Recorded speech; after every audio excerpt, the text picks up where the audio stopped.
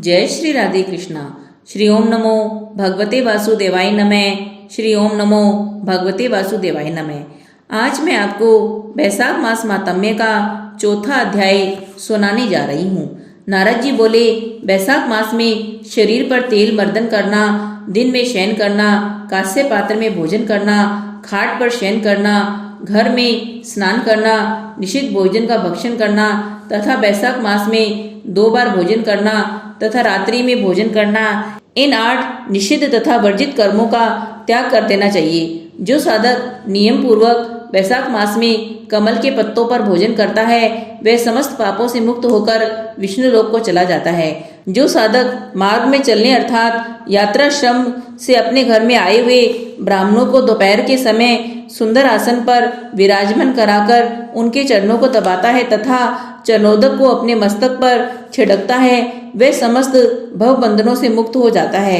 ऐसे साधक को ही गंगा आदि समस्त तीर्थों के स्नान का पुण्य फल प्राप्त होता है।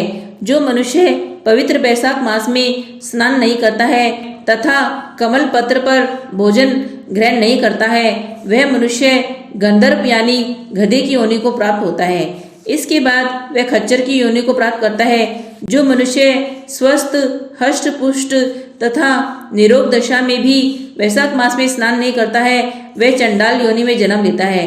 हे राजऋषि, वैशाख मास में मेष की संक्रांति के दिन घर से बाहर जाकर जो स्नान नहीं करता है अर्थात तीर्थ स्नान नहीं करता है वह 100 जन्मों तक श्वान योनि में जन्म लेता है। जो व्यक्ति इस पवित्र वैशाख मास को बिना स्नान किए तथा बिना दान किए व्यतीत कर देता है वह पिशाच योनि को प्राप्त कर नरक में गमन करता है।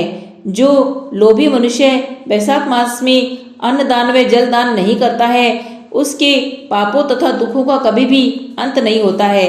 यह ध्रुव सत्य है कि वैशाख मास में जो मनुष्य श्रद्धा भक्ति सहित भगवान विष्णु में अपना मन रमाकर नदी स्नान करता है उसके 3 जन्मों के समस्त पाप नष्ट हो जाते हैं।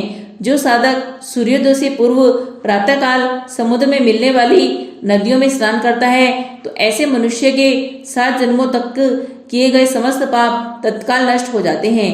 जो मनुष्य सूर्योदय से पूर्व उषा काल में सप्त गंगा में स्नान करते हैं उनके कोटि जन्मों तक के अर्जित पाप तत्काल समूल नष्ट हो जाते हैं। जानवी, वृद्ध गंगा, सरस्वती, कालिंदी, कावेरी, नर्मदा तथा वेणी सप्त गंगा कहलाती है। जो साधक वैशाख मास में देवखात अर्थात अप्राकृत जलाशय में स्नान करते हैं उनके जन्म से लेकर उस आयु तक के समस्त पाप समूल नष्ट हो जाते हैं। वैशाख मास में जो मनुष्य बावड़ी में स्नान करते हैं उनके ही राजेंद्र बड़े बड़े पाप समूल नष्ट हो जाते हैं। अपने घर के बाहर किसी अन्य स्थान पर यदि गोचरण बराबर भी जल भरा हो तो वह गंगा आदि समस्त नदियां निवास करती हैं। यह निश्चित सत्य है। जो साधक इस सत्य को जानता है उसे समस्त तीर्थों से अधिक फल प्राप्त होता है। हे राजऋषि, रसों में दूध का महत्व अधिक है और दूध से अधिक महत्व दही का है तथा दही से भी उत्तम घृत है। कार्तिक से अधिक महत्व माघ का है, माघ से अधिक महत्व वैशाख का है। यह वट वृक्ष के बीज की तरह बुद्धि को प्राप्त करता है।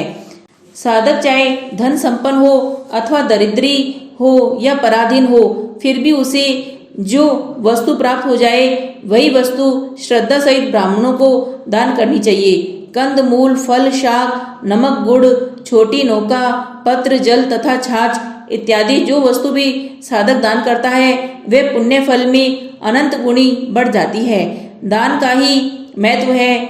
बिना दान किए प्रारब्ध ब्रह्मादि देवताओं को भी प्राप्त नहीं होता है। जो मनुष्य दान नहीं करते हैं वे दरिद्री होते हैं तथा जो दरिद्री होते हैं वे पाप करने लगते हैं तथा पाप करने से नरक को प्राप्त करते हैं। अतः मनुष्य को अवश्य ही दान करना चाहिए। जैसे कोई विशाल भवन बड़ा सुंदर और भव्य हो साथ ही वह संपूर्ण सामग्रियों से पूर्ण हो परंतु यदि उस पर छत्र न हो तो वह शोभायमान प्रतीत नहीं होता है। इसी प्रकार जो मनुष्य वर्ष के समस्त महीनों में सभी प्रकार के धार्मिक कृत्य करते हैं किंतु वैशाख मास में नियम धर्म का पालन नहीं करते हैं उनके समस्त धार्मिक कृत्य व्यर्थ हो जाते हैं।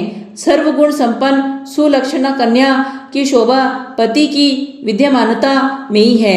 इसी प्रकार समस्त धार्मिक कर्मों में यदि वैशाख मास का पालन न किया जाए तो फिर सब व्यर्थ है। जो पुण्य कर्म वैशाख मास में नहीं है तथा निष्फल है उसका फल प्राप्त नहीं होता है। यह स्थिति संपन्न होने पर भी वस्त्र के अभाव में अशोभनीय प्रतीत होती है। इस प्रकार जो मनुष्य इन धार्मिक कृत्यों का वैशाख मास में पालन न करने से ये शोभा रहित प्रतीत होते हैं। इसलिए सब प्रकार से प्रयत्न पूर्वक वैशाख मास में धर्म का पालन करना उचित तथा पूर्ण फलदायी है। साधक मेष की संक्रांति में भगवान मधुसूदन का ध्यान करके प्रातःकाल स्नान करके तथा इसके बाद भगवान विष्णु की पूजा करें। वैशाख मास तत्काल फलदायी है। इसके सर्वोपरि देवता मधुसूदन है जो श्री विष्णु भगवान का स्वरूप है। वैशाख मास में किए गए यज्ञ तप होम दान तथा तीर्थ यात्रा का फल भी आपने स्वाभाविक फल से अधिक प्राप्त होता है। साधक नीचे लिखे मंत्र से भगवान मधुसूदन की प्रार्थना करे। हे देव देवादिदेव, हे मधुसूदन, हे माधव, मैं वैशाख मास में मेष की संक्रांति भर प्रातःकाल स्नान करने की इच्छा रखता हूँ। अतः कृपा कर मेरी यह इच्छा निर्विघ्न पूरी करने की कृपा करें। तत्पश्चात नीचे लिखे मंत्र से साधक अर्घ्य दे। अर्घ्य मंत्र, हे मधुसूदन, वैशाख मास में मेष की संक्रांति में स्नान कर आपको अर्घ्य देता हूँ, इसे कृपा कर ग्रहण करें। गंगा आदि समस्त नदी तीर्थ समस्त जलाशय मेरे द्वारा दिए गए अर्घ्य को ग्रहण करें और मुझ पर प्रसन्न हो। हे यमराज, आप पापात्माओं पर शासन करने वाले उत्तम समदर्शी सबके नियंता हैं। अतएव कृपा कर मेरे द्वारा दिए गए अर्घ्य को ग्रहण मुझे यथोचित फल प्रदान करें। इस प्रकार अर्घ्य देकर स्नान करें तथा वस्त्र धारण कर समस्त धार्मिक क्रियाओं का संपादन करें। वैशाख मास में प्राप्त होने वाले पुण्य से भगवान मधुसूदन का पूजन करने तथा वैशाख मातम्य से संबंधित भगवान विष्णु की दिव्य कथा का श्रवण करें। इससे जन्म जन्मांतर के कोटि जन्मों तक के पापों का नाश होकर मोक्ष को प्राप्त होता है। ऐसे साधक को तीनों लोकों में पृथ्वी स्वर्ग तथा पाताल कभी भी कष्ट नहीं होता है। वह जन्म मृत्यु के चक्र से छुटकारा पा जाता है। वह न माता के गर्भ में जाता है न स्तनपान करता है। सहस्त्र ब्रह्म हत्या के पाप से किसी भी धार्मिक अनुष्ठान द्वारा मुक्त हुआ जा सकता है, किंतु वैशाख मास में स्नान न करने के पाप से कभी भी मुक्ति नहीं मिलती है, अर्थात यह पाप कभी भी नष्ट नहीं होता है। अतः साधक को चाहिए कि स्वतंत्र मन और शरीर से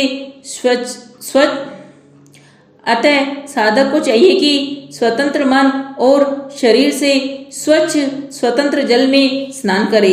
यह स्वतंत्र एवं एकाग्र मन से स्वाधीन जीवा से हरि अर्थात इन दोनों अक्षरों में स्थापित विष्णु रूप का उच्चारण करें। यदि मनुष्य वैशाख मास में प्रातःकाल स्नान नहीं करता है तो ऐसे प्राणी को जीवित होते हुए भी मृत समझना चाहिए। जिस मनुष्य ने किसी प्रकार से वैशाख मास में मधुसूदन भगवान का पूजन नहीं किया तो वह मूढ़ बुद्धि शुकर योनि को प्राप्त करता है।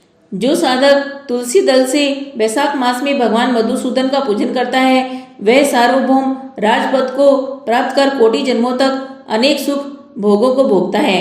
इसके पश्चात अपने कोटिक कुलों सहित भगवान विष्णु के सायुज्य मुक्ति को प्राप्त करता है। श्री हरि विष्णु भगवान की जय। श्री हरि विष्णु भगवान की जय।